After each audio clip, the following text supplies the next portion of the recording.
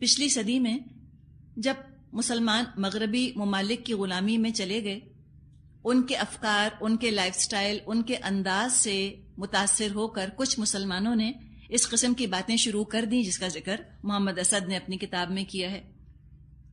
اور محمد اسد یہ وجہ بیان کرتے ہیں کہ مسلمان کیوں آخر سنت کا، حدیث کا انکار کرتے ہیں۔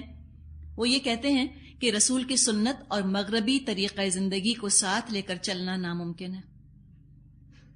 بات یہی ہے، 100 باتوں کی ایک بات، کہ آپ ویسٹرن کلچر کو اڈاپٹ نہیں کر سکتے جب تک آپ سنت کا انکار نہ کریں۔ آپ قرآن کو مانتے ہیں، حدیث کو نہیں مانتے۔ آپ پورے قرآن کو چاہیں تو تحریف کر کے آپ ویسٹرن کلچر کے پیچھے لگا دیں۔ لوگوں نے کیا کیا تھیوریز، کیا کیا نظریات ہیں جو قرآن سے نہیں نکالے۔ شرک کا نظریہ قرآن سے نکالا، کمیونزم کا انہوں نے نظریہ قرآن سے نکالا، اور کمیونزم اپنی موت آپ مر گیا۔ لیکن پچھلی صدی کے شروع میں تو کمیونزم کی بڑی اہمیت تھی نا، لگتا تھا کہ بس چیز ہے تو کمیونزم ہی ہے، اشتراکیت۔ اس کے دلائل قرآن سے نکالے۔ قرآن میں ایک آیت آتی، انشاءاللہ ہم پڑھیں گے آگے، ایوب علیہ السلام کے بارے میں۔ ان سے کہا گیا کہ ارکز برجلک، کہ مار اپنا پاؤں زمین پر تاکہ وہ چشمہ نکلے، اور پھر وہ نہائے اس چشمے سے، تو ان کو اللہ نے صحت دی۔ تو ناچنے کی دلیل قرآن سے نکالی ہے، کہا کہ لکھا تو ہے قرآن میں ارکز برجلک، مار اپنا پاؤں زمین پر، تو یہ کیا ہے؟ یہ ڈانس کے لیے لکھا ہوا ہے۔ تو جو چاہیں دلیل نکال لیں۔ وہ کہتے ہیں کہاں ہے قرآن کے اندر کہ شراب حرام ہے؟ اور وہ کہتے ہیں کون سا سود ہے؟ یہ تو وہ تھا ربا 1400 سال پہلے کا۔ تو قرآن کو آپ حدیث سے کاٹیں، قرآن موم کی ناک ہے، جس طرف چاہیں قرآن کو لگا لیں، جس کے پیچھے چاہیں قرآن کو لگا کر لے جائیں، جس طرح کے لائف سٹائل کے ساتھ چاہیں اس کو ایڈجسٹ کر لیں، اس کی مطابقت ہو جائے گی۔ کفار کے ساتھ، مشرکوں کے ساتھ، ہندو کلچر کے ساتھ، کرسچن کلچر کے ساتھ، ہر کلچر کے ساتھ مطابقت ہو جائے گی۔ تو اگر ایسا کرنا ہے کہ قرآن کو ایک لائف سٹائل چوائس کے طور پہ اس طرح بنائے کہ میرے لائف سٹائل کو جو ہے وہ قرآن ویریفائی کر دے، تو حدیث کو تو نکالنا پڑے گا۔ لیکن اگر واقعی وہ طریقہ اختیار کرنا ہے جو کہ اللہ نے ہم کو دیا، تو سنت کو مانے بغیر چارہ نہیں۔ تو انہوں نے کہا کہ رسول کی سنت اور مغربی طریقہ زندگی کو ساتھ لے کر چلنا جب مسلمانوں کے لیے ناممکن ہو گیا، تو لہٰذا مسلمانوں نے سنت کے طریقوں کو چھوڑ دیا۔ تو جب یہ حال ہے کہ شریعت کی چھوٹی چھوٹی پابندیاں برداشت نہیں کر سکتے، تو کسی بڑی قربانی کی کیا توقع کی جا سکتی ہے منافقوں سے؟ فرمایا آیت نمبر 66، وَلَوْ أَنَّا كَتَبْنَا عَلَيْهِمْ أَنِ اقْتُلُوا أَنفُسَكُمْ أَوْ اخْرُجُوا مِنْ دِيَارِكُمْ مَا فَعَلُوهُ إِلَّا قَلِيلٌ مِّنْهُمْ، اگر ہم انہیں حکم دیتے کہ اپنے آپ کو ہلاک کر دو یا اپنے گھروں سے نکل جاؤ، ان میں سے کم ہی آدمی اس پر عمل کرتے۔ وَلَوْ أَنَّهُمْ فَعَلُوا مَا يُوعَظُونَ بِهِ لَكَانَ خَيْرًا لَهُمْ وَأَشَدَّ تَثْبِيتًا، حالانکہ جو نصیحت انہیں کی جاتی ہے اگر یہ اس پر عمل کرتے، یہ ان کے لیے زیادہ بہتری اور زیادہ ثابت قدمی کا موجب ہوتا۔ تو یہاں ذکر کیا گیا کہ اگر ان کو حکم دیا جاتا کہ اپنے آپ کو قتل کریں یا ہجرت کریں، تو یہ بری طرح ان آزمائشوں میں ناکام ہوتے۔ ابراہیم علیہ السلام کی طرح حکم دیا جاتا کہ اپنے گھر کو چھوڑ دو یا اپنے بیٹے کے گلے پر تم چھری پھرا دو، کبھی بھی نہ کر سکتے۔ چھوٹی چھوٹی قربانیاں جب نہیں دے سکتے اپنے کمفرٹ کی اور اپنی رسومات کی اور اپنی خواہشات اور مرضی کی، تو بڑے بڑے احکامات کہاں مانتے؟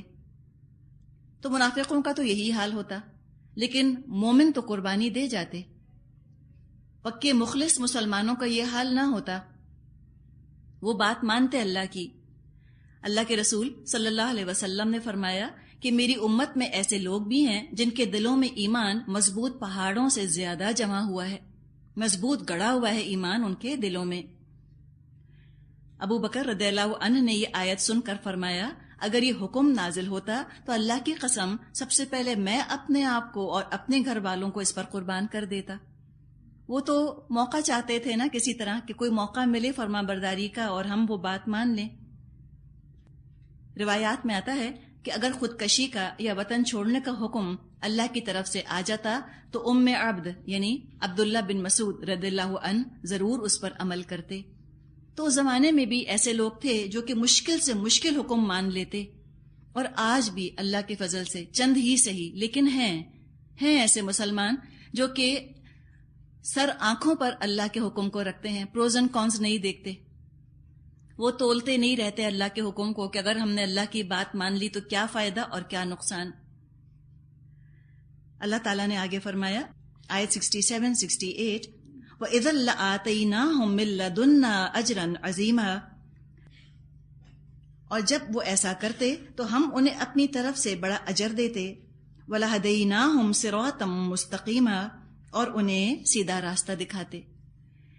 کتنا بڑا اجر ہے جو بتایا گیا کہ ہاں ٹھیک ہے، بعض دفعہ واقعی اللہ کے رسول کا حکم ماننا مشکل بہت ہوتا ہے، لیکن جو مان لے اس کے لیے بڑی بڑی بشارتیں ہیں، بڑی بڑی خوشخبریاں ہیں۔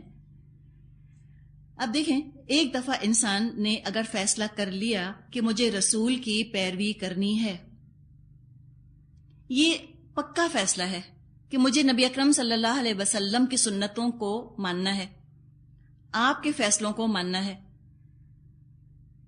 اب یہ کیا فائدہ دے گا اس کو یہ فیصلہ کرنا؟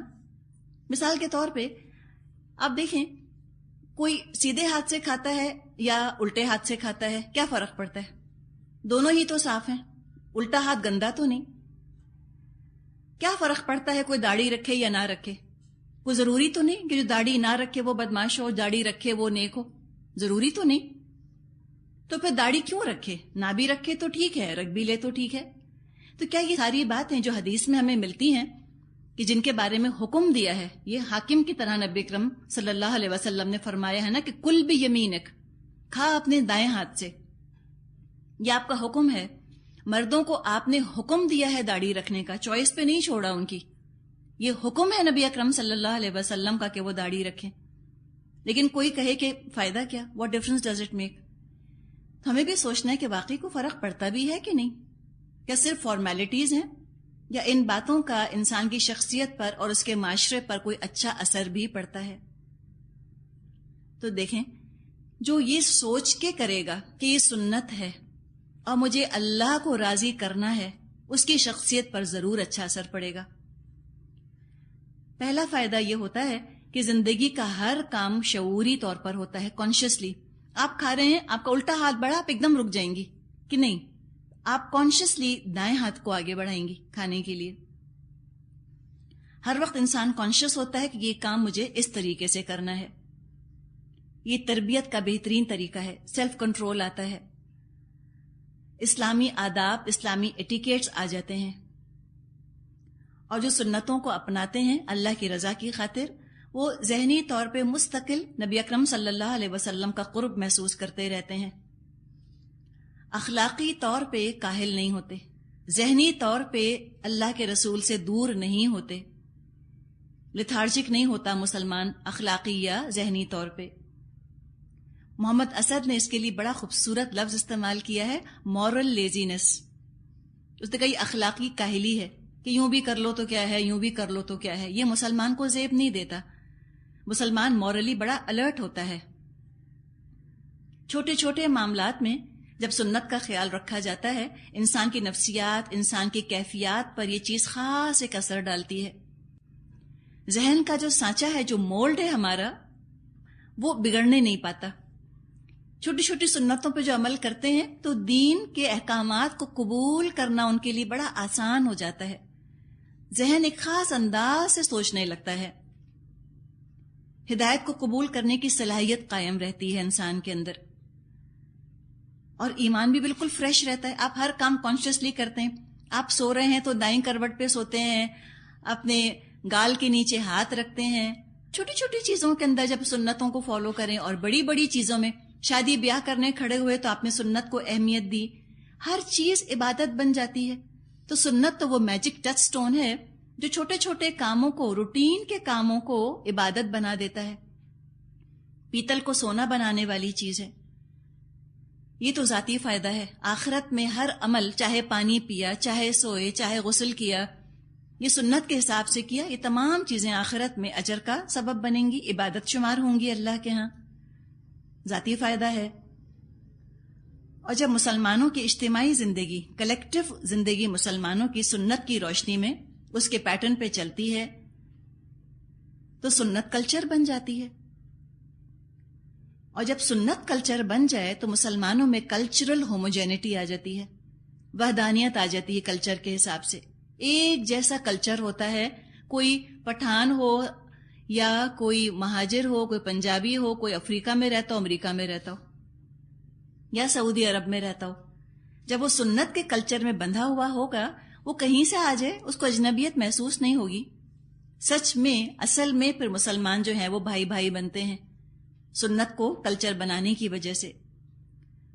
اور جہاں سنت کو کلچر بنانے سے ہم نے گریز کیا، وہیں پر آپ دیکھیں کہ رنگ، نسل، قومیت کا تفرقہ کھڑا ہو جاتا ہے. جو ہی سنت کی گرفت ڈھیلی پڑے مسلمان پھٹنے لگتے ہیں، جدا جدا ہونے لگتے ہیں، ہر ایک اپنے اپنے کلچر پر الگ ہو جاتا ہے. ابھی جو سندھی یا مہاجر یا پنجابی یا پٹھان ہونا، یہ صرف ایک پہچان کی حد تک ہوگا اگر سنت کلچر ہے. جدائی اور فرق واقع نہیں ہوگا اس وجہ سے کہ کون کس علاقے میں پیدا ہوا، کون کہاں کا مسلمان ہے. آج آپ دیکھیں کہ لوگ دوسرے ایتھنک گروپس کے اندر، دوسری قومیتوں میں رشتہ کرتے ہوئے گھبراتے ہیں. کیوں گھبراتے ہیں؟ وہ کہتے ہیں بھئی طور طریقے بڑے مختلف ہیں، ان کا طریقہ کچھ اور ہے، ہمارا طریقہ کچھ اور ہے. تو جہاں سنت غیر اہم ہوگی وہیں یہ سارے مسائل کھڑے ہو جائیں گے. لوکل کلچر جو ہوتا ہے یہ اجنبیت پیدا کرتا ہے، دوری پیدا کرتا ہے. سنت ہم رنگی، اپنائیت، قربت پیدا کرتی ہے. تو ایک انسان کا ریپو بن جاتا ہے، ایک کامن چیز پر جڑ جاتے ہیں مسلمان، ویو لینتھ ایک ہوتی ہے، دین پر عمل کرنے کے لیے دل دماغ آمادہ رہتے ہیں. آٹومیٹکلی انسان کی پسند ناپسند اللہ کی پسند ناپسند میں ڈھلتی رہتی ہے. عقیدے اور عمل کا فاصلہ ختم ہو جاتا ہے. تو دنیا میں تو زندگی بہت پرسکون، بہت کنسٹرکٹیو ہو ہی جاتی ہے. آخرت کے بھی بہت سے فائدے ہیں جو کہ بتائے گئے. آیت 69-70 وَمَن يُطِعِ اللَّهَ وَالرَّسُولَ، اور جو اللہ اور رسول صلی اللہ علیہ وسلم کی اطاعت کرے گا. تو دنیا میں تو دیکھیں کتنے سارے فائدے ہیں جو بھی ہم نے دیکھے. سنت کی اپنی روحانی تاثیر ہوتی ہے، ہر کام عبادت بن جاتا ہے، ہر معاملے میں انسان حدیثوں کی طرف رجوع کرتا ہے کہ نبی اکرم صلی اللہ علیہ وسلم نے یہ کام کیسے کیا، آپ کے صحابہ نے یہ کام کیسے کیا. اپنی بنیاد، اپنے روٹ کے ساتھ مسلسل تعلق قائم رہتا ہے، ہر کام عبادت ہو جاتا ہے. تو یہ دنیا کے فائدے، استقامت ملتی ہے، ثابت قدمی حاصل ہوتی ہے مسلمان کو. اور آخرت کا اجر وہ تو اکبر ہے، افضل ہے، سب سے اعلیٰ ہے. تو کیا ہوگا آخرت میں؟ وَمَن يُطِعِ اللَّهَ وَالرَّسُولَ فَأُولَئِكَ مَعَ الَّذِينَ أَنْعَمَ اللَّهُ عَلَيْهِم مِّنَ النَّبِيِّينَ وَالصِّدِّيقِينَ وَالشُّهَدَاءِ وَالصَّالِحِينَ وَحَسُنَ أُولَئِكَ رَفِيقًا. جو اللہ اور رسول کی اطاعت کرے گا وہ ان لوگوں کے ساتھ ہوگا جن پر اللہ نے انعام فرمایا ہے، یعنی انبیاء اور صدیقین اور شہداء اور صالحین. کیسے اچھے رفیق ہیں جو کسی کو میسر آئیں. دعا کریں اللہ سے، اللہم ربنا جعلنا منہم، اللہ ہمیں ان لوگوں میں شامل فرما لے. دیکھیں دنیا میں کسی ایلیٹس کے ساتھ اگر اٹھنا بیٹھنا ہو تو ہم کتنے فخر سے بتاتے ہیں اس کے بارے میں کہ ہمارا فلاں سے ملنا جلنا ہے، فلاں ہمارے گھر آتا جاتا ہے، اس منسٹر کے بچے ہمارے بچوں کے ساتھ پڑھتے ہیں، مثال کے طور پہ. تو دنیا میں جن لوگوں کے پاس اعلیٰ عہدے ہوں، ضروری تو نہیں ہے کہ ان کی کمپنی میں انسان کو مزہ بھی ہے. ایک ایلیٹ ہونے کا، عزت والا ہونے کا معیار تو ہے، لیکن ضروری نہیں ہے کہ ہم انجوائے کریں ان کی کمپنی. ہو سکتا ہے اخلاقی طور پہ وہ اچھے نہ ہوں یا زبان ان کی اچھی نہ ہو. یہ جو اللہ تعالیٰ نے یہاں بیان فرمایا، انبیاء کا ساتھ، صدیقین، شہداء اور صالحین کا ساتھ، تو یہ تو اللہ کی نظر میں ایلیٹس ہیں نا. کیا پتہ یہ دنیا میں ایلیٹس نہ ہوں. اور کتنے ہی انبیاء جو گزرے ہیں دنیا میں، دنیا والوں نے تو ذرا قدر نہ کی ان کی.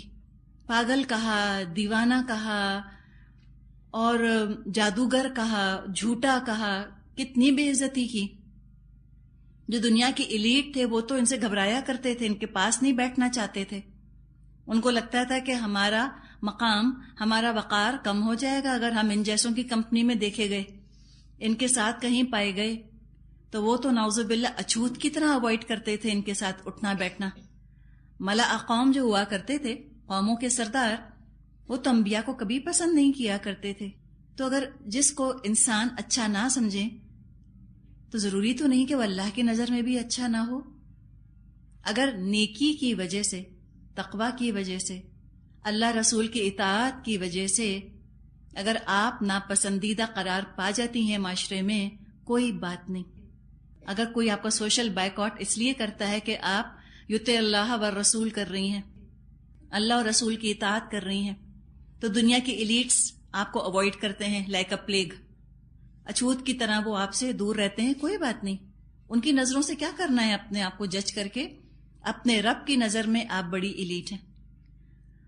اور قیامت کے دن یہ جو اللہ کی ایلیٹسٹ کمپنی ہوگی، انبیاء، صدیقین، شہداء، صالحین، اللہ ان کا ساتھ فراہم فرمائے گا۔ اور سوچیں ان کی کمپنی میں بیٹھ کے کیسا لگے گا۔ ہم تصور کر سکتے ہیں کہ سلیمان علیہ السلام، موسیٰ علیہ السلام، عیسیٰ علیہ السلام، نبی اکرم صلی اللہ علیہ وسلم بیٹھے ہیں اور آپ بھی بیٹھی ہیں۔ تصور آتا ہے، سوچ کے ہی فیل ہوتا ہے کہ ہم کہاں اس قابل ہیں نا، ہم کہاں ایسے ہو سکتے ہیں۔ یا حضرت حمزہ، حضرت حسین، یہ شہداء بیٹھے ہیں رضی اللہ عنہ اور ہم ان کے ساتھ ہیں۔ یا صدیقہ، امہ صدیقہ آتا ہے مریم علیہ السلام کے بارے میں کہ عیسیٰ علیہ السلام کی والدہ صدیقہ تھیں، عائشہ صدیقہ، اور صدیقہ کبریٰ حضرت ختیجہ رضی اللہ عنہا، ان کا ساتھ ہمیں ملے گا۔ تو آپ سوچیں کہ انبیاء کی بیٹیاں، ان کی بیویاں، یا انبیاء کا ساتھ جس کو یہ نصیب ہو، تو فرمایا وَحَسُنَ أُولَٰئِکَ رَفِیقًا، کیا اچھے ہیں یہ ساتھی جو کسی کو ملے، کیا ان کی کمپنی میں مسرت ہوگی، کیا ان کی باتیں ہوں گی دل کو خوش کرنے والی، کیا یہ لوگ ہوں گے ایسے مہکتے پھول جس کو ان کا ساتھ مل جائے، اس سے بڑھ کے کون خوش قسمت ہے۔ اور واقعی انسان سوچتا ہے کہ ساری دنیا اگر اس کو چھوڑتی ہے تو چھوڑ دے، اگر آخرت کا انجام اتنا حسین ہے، اگر واقعی لوگ اس لیے چھوڑ رہے ہیں کہ کوئی اللہ کا فرما بردار بن گیا، اس لیے لوگوں کی نظروں سے گر گئے ہیں۔ کل تک ایلیٹ تھے، لوگ ہاتھوں ہاتھ لیتے تھے، جہاں چلے جاؤ لوگ خوش ہو کے بلاتے تھے، فخر محسوس کرتے تھے آپ کی صحبت میں دیکھا جانا، اور آج آپ ان کے لیے امبیرسمنٹ بن گئے ہیں۔ کوئی بات نہیں، انجام بہت پیارا ہے، انجام بہت اچھا ہے۔ اتنی قربانی دی، دنیا کی صحبت ترک کر دی، تو اللہ محروم تو نہیں کرے گا، اللہ کہیں بہتر صحبت جو ہے وہ عطا فرمائے گا انشاءاللہ۔ فرمایا ذالک الفضل من اللہ وکفی باللہ علیما، یہ حقیقی فضل ہے جو اللہ کی طرف سے ملتا ہے، اور حقیقت جاننے کے لیے بس اللہ ہی کا علم کافی ہے۔ دل سے انسان کی تمنا ابھرتی ہے نا کہ اللہ ہمیں ایسا ہی کر دے، اللہ ہمیں ایسا ثابت قدم کر دے سنت اور قرآن پر کہ ہمیں کوئی دنیا کا پریشر جو ہے وہ ہٹا نہ پائے، کسی کی محبت جو ہے وہ ہمیں اللہ کی محبت سے زیادہ عزیز نہ ہو جائے۔ جن کو یہ انجام ملے گا وہ دنیا میں اپنے نبی کی صحبت کی تمنا کرتے رہے، ترستے رہے، ان کے دل میں ارمان تھے کہ میں اپنے نبی صلی اللہ علیہ وسلم کو تو دیکھوں، لیکن زمانے نے ساتھ نہ دیا، ہم زمانے میں پیدا نہ ہوئے، اس زمانے میں ہم نہیں تھے کہ ہم اپنے پیارے نبی صلی اللہ علیہ وسلم کو اپنی آنکھوں سے دیکھ لیتے، ان کا ہم دیدار کر لیتے۔ تو اگر ان کی مجلس میسر نہیں آئی تو کیا ہوا؟ حدیث کی کتابیں آپ پڑھیں، آپ سیرت کی کتابیں پڑھیں، واقعی آپ کو لگے گا جیسے اب ٹائم مشین میں بیٹھ کے ٹرانسپورٹ ہو گئی ہیں، اب وہیں پہنچ گئی ہیں، نبی اکرم صلی اللہ علیہ وسلم کے قدموں ہی میں پہنچ گئیں۔ اور آخرت میں تو اللہ تعالیٰ انہی کے ساتھ ہمیشہ کی زندگی انشاءاللہ گزروائے گا۔ جہاں تک عمل کا تعلق ہے تو عمل کے اعتبار سے تو لوگوں کے درجے مختلف ہوں گے یقیناً، یعنی اس کا مطلب یہ نہیں ہے کہ عام معمولی مسلمان کو بھی وہی درجہ، وہی رتبہ، وہی جنت، وہی مقام حاصل ہوگا قیامت کے دن جو کہ انبیاء، صدیقین، صالحین اور شہداء کو ہوگا۔ مراد ہے کہ کوئی نہ کوئی صورتحال ایسی بن جائے گی کہ ان کی کمپنی مل جائے۔ عمل کے اعتبار سے درجے تو مختلف ہوں گے، سب سے اعلیٰ مقام نبیوں کو ملے گا، پھر صدیقین کو ملے گا، سچے لوگ، اور نبوت کا دروازہ تو اب بند ہے۔ نبوت کا مقام تو کوئی حاصل کر ہی نہیں سکتا. پہلے بھی یہ مقام کسی کے عمل کی وجہ سے نہیں دے دیا جاتا تھا، یہ تو اللہ ہی انگلی رکھ کر کسی کو اپنے لیے پسند فرما لیا کرتا تھا. تو نبوت اور رسالت وہبی ہیں، کسبی نہیں ہیں.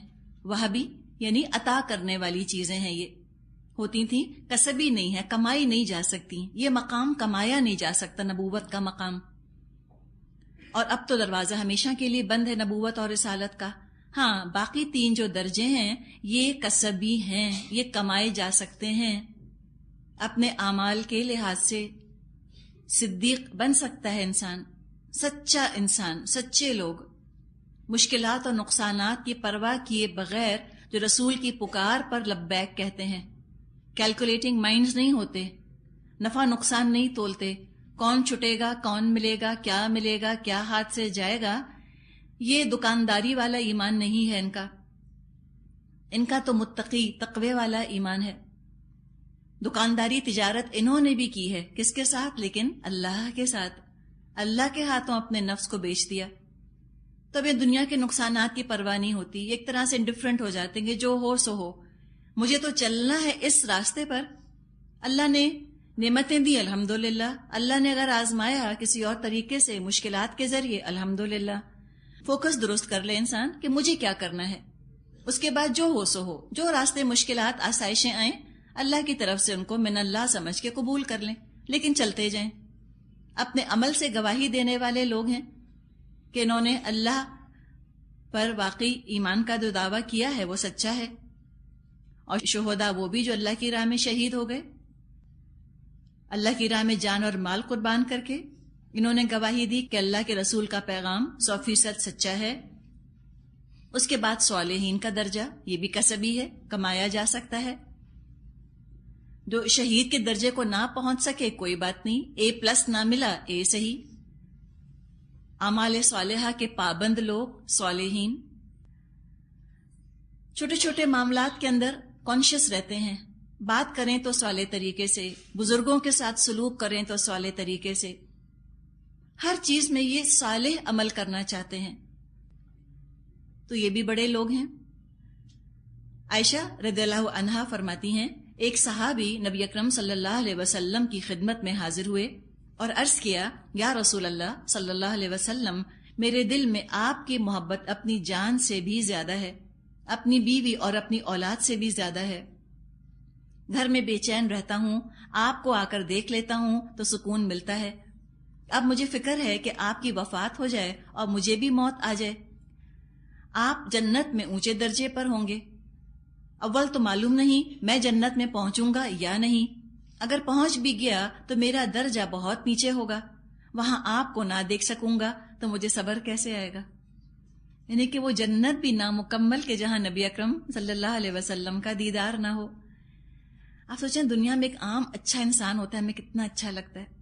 تو ہم کیا تصور کر سکتے ہیں کہ نبی اکرم صلی اللہ علیہ وسلم کی کیا شخصیت ہوگی، کیسے دل چاہتا ہوگا لوگوں کا ان کے پاس سے اٹھنے کا. دل نہیں چاہتا ہوگا لوگوں کا، اگر بس چلتا تو 1 سیکنڈ نہ آپ کو چھوڑتے. ایسی چاشنی، ایسی کشش، ایسی اٹریکشن آپ کی کمپنی کے اندر، آپ کی شخصیت کے اندر ہوگی. نبی کی شخصیت آپ سوچیں نا، کیا شخصیت ہوتی ہوگی انبیاء کی اور رسولوں کی. تو اس شخص نے بھی یہی ساری باتیں کی کہ مجھے صبر کیسے آئے گا آپ کو نہ دیکھوں گا. تو آپ نے یہ سن کر کوئی جواب نہ دیا.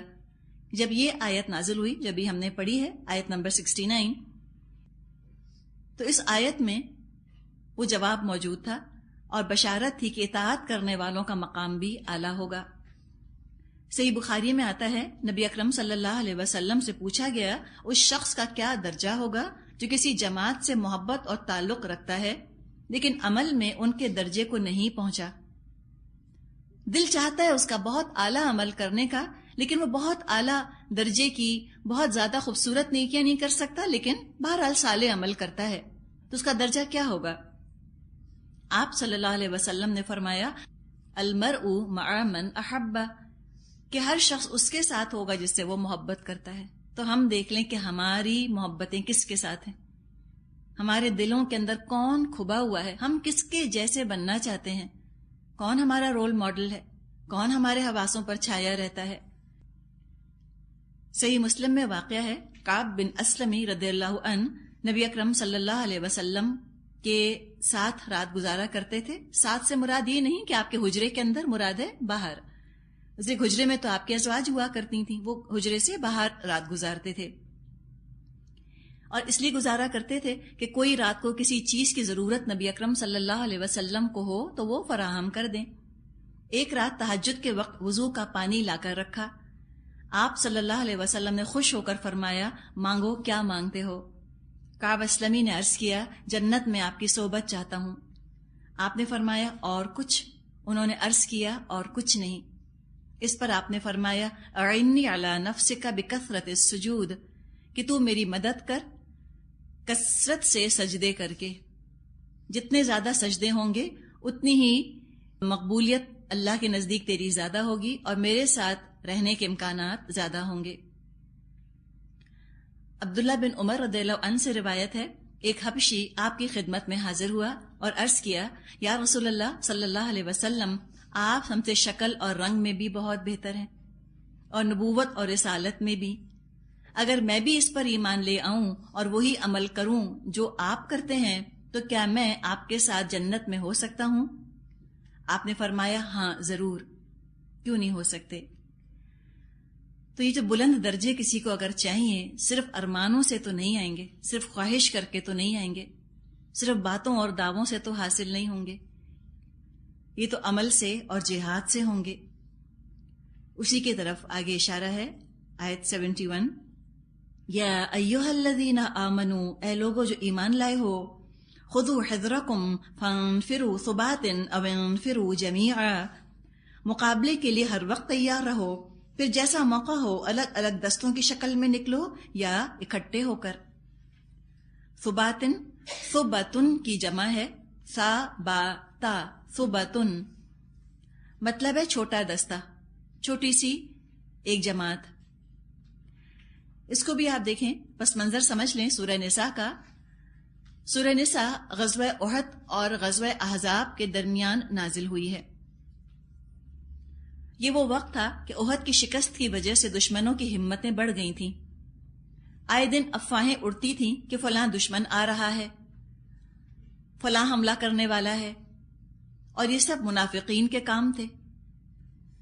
इसके अलावा ये भी हुआ कि उहद की शिकस्त के बाद इस्लाम दुश्मन अनासिर की हिम्मतें भी बढ़ गईं। उन्होंने भी मुख्तलिफ तरीकों से इस्लाम को नुकसान पहुंचाने की कोशिश की। कुछ कबीलों ने ये किया कि धोखे से मुसलमान मुबल्लिगीन को पहले तो बुलाया और फिर उनको कत्ल कर दिया। रजीक का वाकया आता है, 10 मुसलमानों को उसमें शहीद किया गया। बिर मऊना का वाकया आता है, उस पर 70 मुसलमानों को शहीद किया गया और ये असहाबे सुफ़्फ़ा थे। नबी अकरम सल्लल्लाहु अलैहि वसल्लम की अपनी मेहनत की कमाई थे ये 70 सहाबा, और नबी अकरम सल्लल्लाहु अलैहि वसल्लम को उनकी शहादत पर शदीद रंज था। इस किस्म के वाकयात हो रहे थे और ये ओहद की जंग के शिकस्त का ये नतीजा, फॉल आउट था जो कि हो रहा था। ऐसे में नबी अकरम सल्लल्लाहु अलैहि वसल्लम ने सूरत हाल को संभाला और हिकमत अमली से फिर खोई हुई इज्जत को दोबारा आपने हासिल किया। पस्त हिम्मत होने के बजाय मुसलमानों ने उहद के बाद भी मुसलसल जंगी कार्रवाइयां जारी रखीं। उहद के बाद जब अबू सुफियान लौट रहे थे तो उन्होंने चैलेंज किया था मुसलमानों को कि अगले साल हम फिर बदर में मिलेंगे। नबी अकरम सल्लल्लाहु अलैहि वसल्लम शाबान 4 हिजरी में बदर के लिए रवाना हुए। आपके साथ 1500 सहाबा थे। 8 दिन आप बदर के मकाम पर ठहरे रहे। अबू सुफियान भी मक्के से निकले, 2000 मुशरिकीन की फौज लेकर रवाना हुए, लेकिन उनका अपना भी दिल और फौज में जो लोग थे उनके भी दिल बड़े भारी थे, जंग करना चाह नहीं रहे थे। उनको मालूम था कि ओहद की जो फतह है वो इत्तेफाकिया है, बस कोइंसिडेंस है, समझें एक तरह से जो हो गया, और ये जरूरी नहीं है कि ये इत्तेफाक बार बार हो। वो जानते थे कि मुसलमानों ने अपनी शिकस्त से बहुत से सबक सीखे हैं। मुसलमानों ने ना हिम्मत हारी है, ना वो डिसऑर्गेनाइज हुए हैं, बड़े मुनज्जम हैं, बड़े डिसिप्लिन्ड हैं और उनका जज्बा जिहाद का अभी तरोताजा है। तो वो मुसलमानों से जंग करते हुए घबरा रहे थे, दिल बड़े बोझल थे। واپسی کے بہانے سوچتے ہوئے لوگوں نے یہ کہا کہ یہ وقت جنگ کے لیے موزوں نہیں ہے، جانوروں کے کھانے کے لیے چارہ نہیں ہے۔ ایسی باتیں سب کے دل کی پکار تھیں، ویسے ہی ان کے اوپر خوف اور ہیبت طاری ہوئی بھی تھی، تو سب کے سب بغیر مخالفت کے واپس جانے پر آمادہ ہو گئے۔ نبی اکرم صلی اللہ علیہ وسلم وہاں ٹھہرے، جب کفار مقابلے پر نہ آئے تو آپ واپس مدینہ لوٹ آئے۔ تو جنگ کے بغیر ہی اللہ تعالیٰ نے عزت سے سرفراز فرمایا۔ اس جنگ کو، جو جنگ تو خیر نہ ہوئی، اس واقعے کو بدر صغریٰ کہا جاتا ہے، چھوٹی بدر ہوئی۔ اس آیت میں بھی ہم دیکھ رہے ہیں یہی ہدایات دی جا رہی ہیں کہ تم پریشان یا خوفزدہ ہونے کے بجائے مسائل سے اور دشمنوں سے نمٹنے کی تیاری رکھو۔ ثباتن، چھوٹی چھوٹی ٹکڑیوں میں نکلو، اب انفروا جمیعا، یا سب کے سب نکلو۔ جو بھی اس وقت حکمت عملی ہو اس کو فالو کرو، جو طریقہ مناسب ہو وہ کرو۔ ہر جہاد کے لیے یہی بات اپلائی ہوتی ہے۔ آپ موقع دیکھ لیں، اس وقت نیڈ آف دی آور کیا ہے، کیا کرنا ہے۔ چھوٹی چھوٹی جماعتوں میں کئی جگہ بٹ کر کام کرنے کی ضرورت ہے، وہ بھی ضرورت ہے یقیناً۔ چھوٹی ٹکڑیوں میں بٹنا بھی فائدہ مند ہوتا ہے، اور بہت سارے لوگوں کا اکٹھا ہو کے بیٹھنا، کیا یہ فائدہ مند ہے؟ یقیناً اس کی بھی ضرورت ہے۔ تو صورتحال کے حساب سے، موقع کے حساب سے انسان اپنی حکمت عملی، اپنی پلاننگ کرے۔ جو ایکٹیو وارفیئر کا جہاں تک تعلق ہے، تو عرب میں جنگ کے دو ہی طریقے تھے۔ ایک تھا ان کے ہاں گوریلا وارفیئر کا طریقہ، یعنی چھوٹے چھوٹے چھاپا مار دستوں کے ذریعے سے دشمن پر حملہ کیا جاتا تھا۔ اس میں کیا ہوتا ہے، سوئفٹنس ہوتی ہے نا، تیزی کے ساتھ حملہ کر کے تیزی کے ساتھ واپس آ سکتے ہیں۔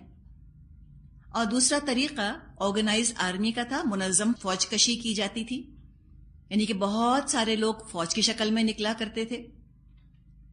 قتال کے بھی یہ دو طریقے رہے، اور چاہے علمی جہاد کی ہم بات کریں، علمی جہاد کا بھی یہ طریقہ ہے۔ انفرادی طور پہ ہم میں سے ایک ایک بھی آگے علم پہنچا سکتا ہے، اور اجتماعی طور پہ ہم بہت سارے اکٹھے ہو کر بیٹھ کر بھی پڑھائی کا کام کر سکتے ہیں۔ تو وقت کے حساب سے جو صورتحال ہے اور جو مواقع، جو وسائل میسر ہیں، اس کے حساب سے انسان کام کرے۔ جہاں تک قتال کا تعلق ہے، اس میں بھی وسائل اپنے دیکھ لے۔ نبی اکرم صلی اللہ علیہ وسلم نے پوری فوج بنا کر بھی آپ نے حملہ کیا، اور آپ نے چھوٹے چھوٹے دستے بھی بھیجے۔ تو ہمیں احد کے بعد 6-7 مہموں کا ذکر ملتا ہے، جو کہ نبی اکرم صلی اللہ علیہ وسلم کے کہنے پر یہ مہمیں پیش آئیں۔ آگے فرمایا آیت 72، وَإِنَّ مِنْكُمْ لَمَن لَيُبَطِّئَنَّ فَإِنْ أَصَابَتْكُمْ مُصِيبَةٌ قَالَ قَدْ أَنْعَمَ اللَّهُ عَلَيَّ إِذْ لَمْ أَكُنْ مَعَهُمْ شَهِيدًا۔ ہاں، تم میں سے کوئی آدمی ایسا بھی ہے جو لڑنے سے جی چراتا ہے، اگر تم پر کوئی مصیبت آئے تو کہتا ہے اللہ نے مجھ پر بڑا فضل کیا کہ میں ان لوگوں کے ساتھ نہ گیا۔ لَيُبَطِّئَنَّ، مادہ اس کا با طا حمزہ ہے۔ بطأ یبطئ کا مطلب ہوتا ہے سست پڑنا، پیچھے رہ جانا۔ بطیء سستی سے چلنے والا، سریع کا الٹ ہے، اپوزٹ ہے، سریع تیزی کے ساتھ چلنے والا۔ تو یہاں مسلمانوں کو وارن کیا جا رہا ہے کہ دیکھو تم نام سے دھوکہ مت کھانا۔ ضروری نہیں ہے کہ جو شخص اپنے آپ کو مسلمان ظاہر کر رہا ہے اس کے دل کے اندر شوق جہاد بھی بھڑک رہا ہو، اس کے اندر انرجی نہیں ہے، ایمان کا فیول نہیں ہے، وہ سست ہے، تھکا ہوا، کاہل۔ سب ایک جیسا جہاد کا جذبہ نہیں رکھیں گے۔ وارن کر دیا گیا مسلمانوں کو کہ اپنی توقعات کو بہت اونچا مت رکھنا۔ یقیناً تمہارے اندر کچھ لوگ ایسے بھی ہوں گے کہ جو خود بھی ڈھیلے پڑے رہتے ہیں اور دوسروں کو بھی بدل کرنے کی کوششیں کرتے رہتے ہیں۔ اس زمانے میں بھی تھا، آج بھی ہے۔ سب میں ایک جیسا جذبہ جہاد، شوق جہاد تو نہیں ہوتا۔ تو اگر تم کسی کو دیکھو تو تم اس کو پہچان جاؤ۔ کیسے پہچان ہوگی ایسے لوگوں کی جو سستی دکھاتے ہیں؟ ان کی باتوں سے ہوگی، ان کے انداز سے ہوگی، ہر چیز میں پیچھے رہنے والے، ہر چیز میں لاسٹ آنے والے، ہر چیز کو ڈیلے کرنے والے۔ یہ ہے لا یبطئن، سستی دکھانے والے۔ دل کا شوق، جب دل کی رغبت ہوتی ہے انسان تیزی کے ساتھ وہ کام کرتا ہے، اور جب شوق نہیں ہوتا، رغبت نہیں ہوتی، بلا وجہ کا بوجھ لگ رہا ہوتا ہے تو انسان کا دل نہیں چاہتا وہ کام کرنے کا، وہ سستی دکھاتا ہے۔ تو ان کے ہاں ہر چیز کی اہمیت ہے، لیکن اللہ کے دین کا شوق نہیں ان کے دل کے اندر، فیول نہیں ان کے پاس، تو لہٰذا یہ پیچھے پیچھے ہی رہتے ہیں۔ کیا ہوتا ہے کہ جب کوئی مصیبت مسلمانوں پر آتی ہے اور یہ چونکہ ساتھ نہیں نکلے ہوتے، بہت خوش ہوتے ہیں، کہتے ہیں اچھا ہوا ہم ساتھ نہیں نکلے، اللہ نے مجھ کو بچا لیا۔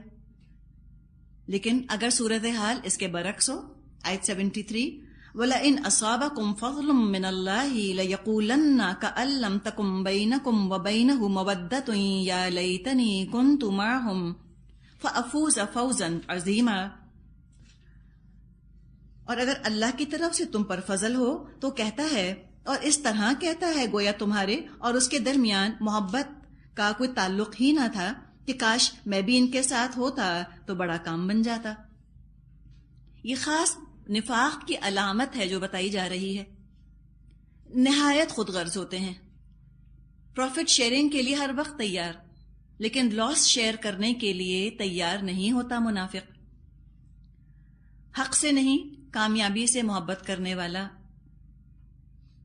مشکل وقت میں خود کو بچا لینے میں سمجھتا ہے کہ بڑی عقل مندی ہے،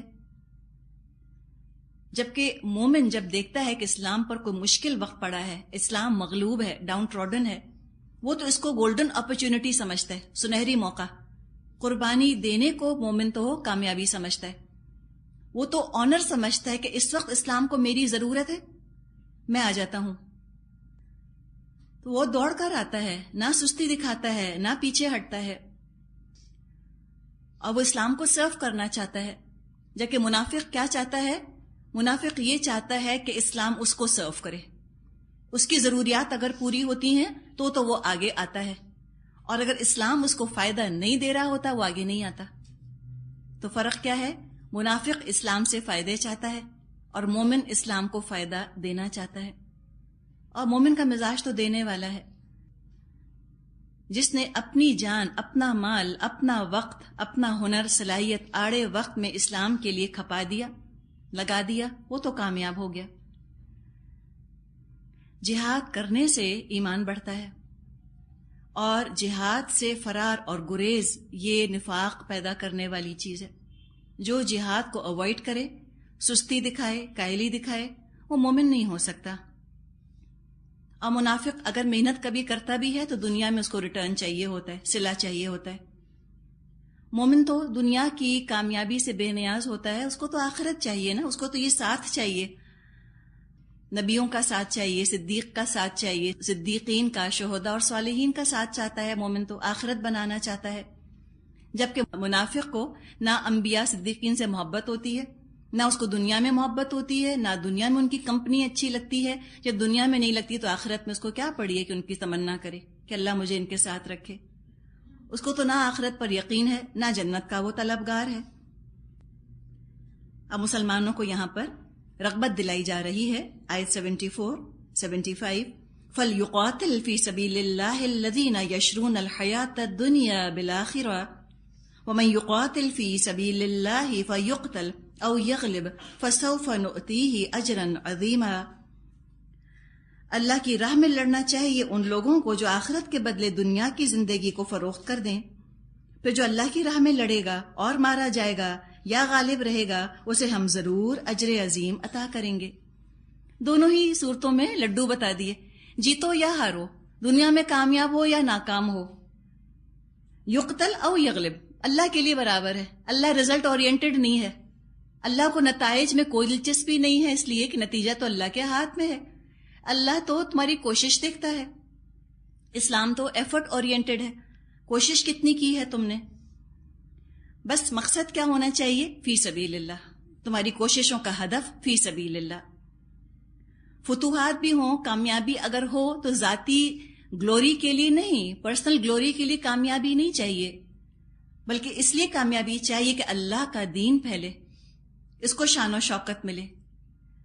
مسلمانوں نے جب قتال فی سبیل اللہ کیا، سچے مسلمانوں نے اس لیے نہیں کیا کہ ملک فتح کریں، مالی غنیمت ملے، لونڈی غلام ملیں، یا یہ کہ کاروبار کے لیے ان کو منڈیاں مہیا ہو جائیں، یا ورلڈ مارکیٹ کو کیپچر کرنا چاہا انہوں نے، نہیں، انہوں نے اس لیے چاہا کہ اللہ راضی ہو جائے، اور دنیا میں فتح نہیں بھی ہوتی کوئی بات نہیں، اللہ کے ہاں تو اجر محفوظ ہے۔ آگے فرمایا وَمَا لَكُمْ لَا تُقَاتِلُونَ فِي سَبِيلِ اللَّهِ وَالْمُسْتَضْعَفِينَ مِنَ الرِّجَالِ وَالنِّسَاءِ وَالْوِلْدَانِ الَّذِينَ يَقُولُونَ رَبَّنَا أَخْرِجْنَا مِنْ هَذِهِ الْقَرْيَةِ الظَّالِمِ أَهْلُهَا وَاجْعَل لَّنَا مِن لَّدُنكَ وَلِيًّا وَاجْعَل لَّنَا مِن لَّدُنكَ نَصِيرًا۔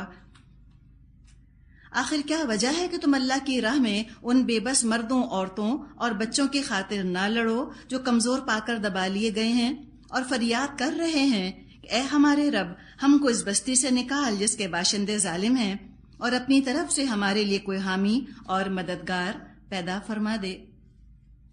یہ جوش دلانے کا، ابھارنے کا انداز ہے مسلمانوں کو کہ آخر تم کیوں نہ جنگ کرو گے جب کہ اس کی ضرورت ہے۔ امن یقیناً بہت اچھی چیز ہے، لیکن ظلم اور آپریشن کے جواب میں پیس کا، امن کا نعرہ بلند کرنا، یہ تو بزدلی ہے۔ مکہ میں مسلمانوں کو پرسیکیوٹ کیا جا رہا تھا، تو آخر یہ کون سا موقع تھا کہ امن کی بات کی جاتی مشرکین مکہ سے بھی؟ ظلم اور زیادتی کو ختم کرنے کی تمام پرامن کوششیں، تبلیغ، واعظ، سب بیکار ثابت ہو چکا تھا، کفار پہ کچھ اثر نہ ہوا تھا ان کا۔ لہذا دشمن کی دشمنی ختم کرنے کی بھرپور کوشش کر لی گئی، دشمنی ختم نہ ہوئی۔ اب ضرورت تھی کہ دشمن کو ختم کر دیا جائے، طاقت کے زور پر ان کے ظلم کا مقابلہ کیا جائے تاکہ امن قائم ہو، پائیدار، پرماننٹ، لاسٹنگ پیس قائم ہو جائے۔ جس وقت یہ آیات نازل ہوئیں، مکے میں کمزور مسلمان موجود تھے جو کمزوری یا سامان کی قلت کی وجہ سے ہجرت نہ کر سکے تھے، اور کفار طرح طرح سے ان کو اذیتیں دے رہے تھے۔ ان میں ابن عباس رضی اللہ عنہما، ان کی والدہ، ولید بن ولید رضی اللہ عنہ، ابو جندل بن سہیل، یہ سب لوگ شامل تھے۔ ہر طرح سے ان پر مظالم ڈھائے جا رہے تھے، لیکن یہ مضبوطی سے اسلام پر جمے رہے اور ساتھ ساتھ دعائیں کرتے رہے کہ اللہ خاص اپنے پاس سے ہمیں کوئی مدد دے دے، اپنے پاس سے کوئی مددگار بھیج دے۔ مل لدن کا، لدنی کہا جاتا ہے جو چیز خاص اللہ کی طرف سے آئے۔ تو ان میں سے بعض کو وہاں سے نکلنے کا موقع ملا۔ دعا تو مومن کا ہتھیار ہے، انہوں نے اپنا یہ ہتھیار استعمال کیا، اللہ نے سنی ان کی بات، کچھ کو موقع ملا، اور بعض ایسے تھے کہ فتح مکہ کے موقع پر انہوں نے نجات پائی۔ والآخر دعوانا ان الحمد للہ رب العالمین۔